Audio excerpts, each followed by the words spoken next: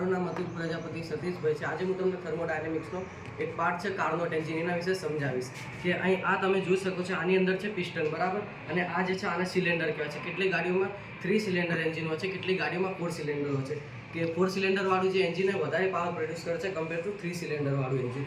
તો તમે અહીંયા 3 નળી દેખાતી હશે, 3 નળી દેખાતી હશે। આ છે આના થ્રુ પેટ્રોલ અંદર આવે છે, જે પણ અહીંયા પેટ્રોલ અને હવા બંનેનું મિક્સર હોય છે, અને આને કહેવાય છે સ્પાર્ક પ્લગ, જે આ જે દહન છે એને સળગાવે છે, જેના થ્રુ ઉષ્મા ઉર્જાનું યાંત્રિક ઉર્જામાં રૂપાંતરણ થાય છે। અને આ ત્રીજી નળી હોય છે જે એક્ઝોસ્ટનું કામ કરે છે।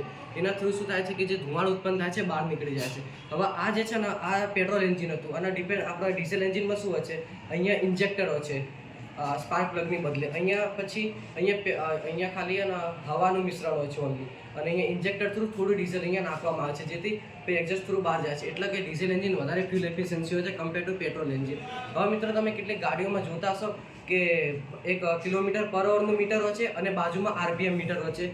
આરપીએમ મીટર એટલે રિવોલ્યુશન પર મિનિટ બરાબર। હવે ધારો કે સમજો આવી રીતે 1 રિવોલ્યુશન થશે, 2 રિવોલ્યુશન, 3 રિવોલ્યુશન, આવી રીતે રિવોલ્યુશન થાય છે। ધારો કે સમજો કોઈ ગાડી 5000 આરપીએમ ઉપર ચાલે છે, કોઈ 3000 આરપીએમ ઉપર ચાલે છે, તો જ્યારે 5000 આરપીએમ વાળી ગાડી વધારે પાવર પ્રોડ્યુસ કરશે કમ્પેર ટુ 3000 આરપીએમ વાળી, કારણ કે આ પિસ્ટનની ગતિ વધારે થશે તો પાવર વધારે પ્રોડ્યુસ થશે એનો। બસ, તો આઈ હોપ તમને આ ખબર પડી હશે, જરૂરથી જણાવજો। આભાર।